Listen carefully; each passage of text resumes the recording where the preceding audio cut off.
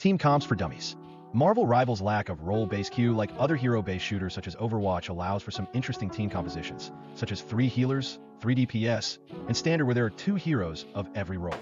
While a lot of factors play into who wins a game, if everything else is equal, you can use these to understand what composition your team should be using. I like to refer to the 3 main comps as a long dynamic game of rock, paper, scissors. Let me explain. Scenario number 1, 3 healers versus standard.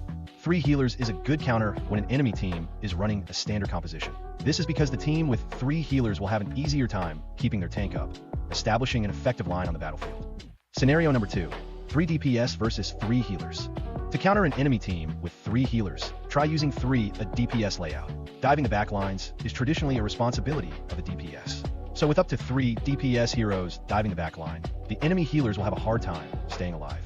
You'll want to pick DPS heroes who are efficient with diving the backlines and achieving quick kills, such as magic. Scenario number 3, standard versus 3 DPS. Standard usually is a good counter to a 3 DPS enemy team composition because the tanks on the standard team will have a much easier time establishing a hold against one tank.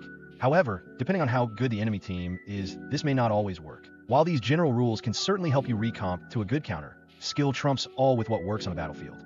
Agree or disagree? Let me know what you think in the comments below.